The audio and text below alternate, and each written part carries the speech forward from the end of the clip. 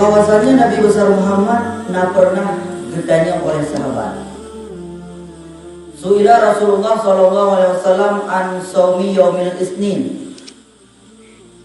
Rasulullah ditanyakan tentang berpuasa hari Senin. Ya Rasulullah, pekan puasa hari Senin? Maka Rasulullah pun menjawab, fihi ulidtu wa fihi unzila alayya. Pada urus Senin aku dilahirkan dan pada urus Senin diturunkan wahyu kepadaku. Jadi dalam artian Nabi Muhammad melaksanakan ibadah berupa puasa pada urus Senin, yang membuktikan bagi Nabi Muhammad pernah merayakan hari lahirnya, yaitu hari Senin. Teman ditanya beliau yang tanya, jadi itu Nabi Muhammad berpuasa urus Senin karena urus lahirnya beliau. Man ditanya kita puasa, waktu tarayakan maulud, bu yang tak baju. Jasa ulum nya bukan maulud, baju bu puasa.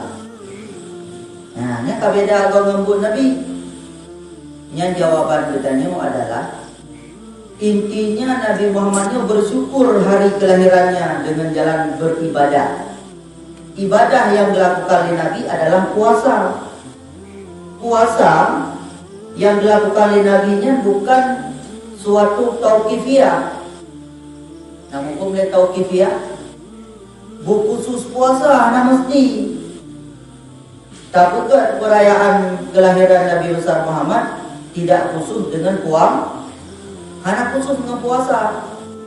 Menyatu yang luhur perintah Nabi khusus yang luhur. Benda luhur tak perlu bahasa, asal tak perlu konkret.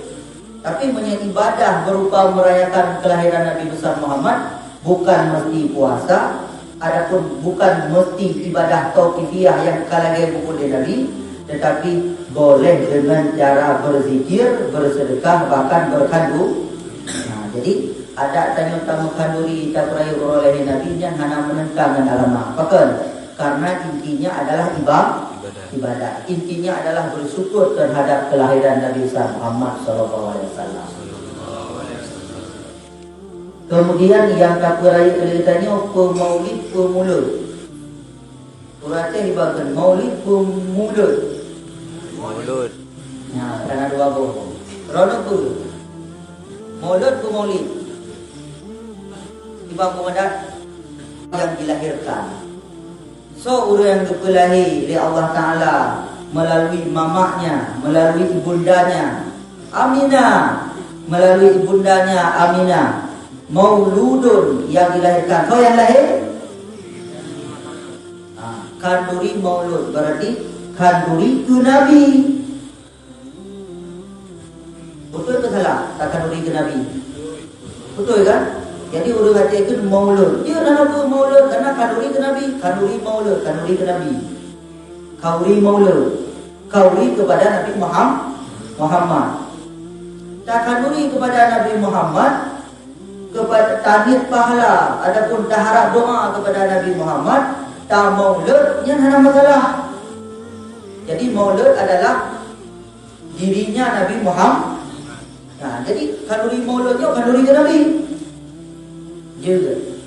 Lalu naurungu kauri maulid. Yang kauri maulid tu kan? Itu kalimat maulid.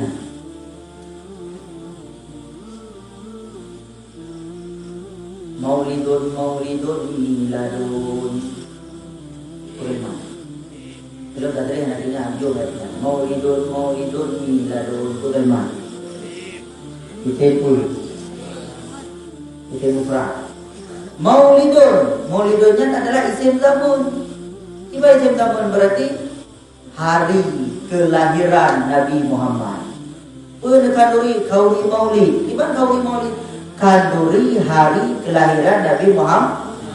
Kanduri wate lahir Nabi Muhammad. Buh maulud.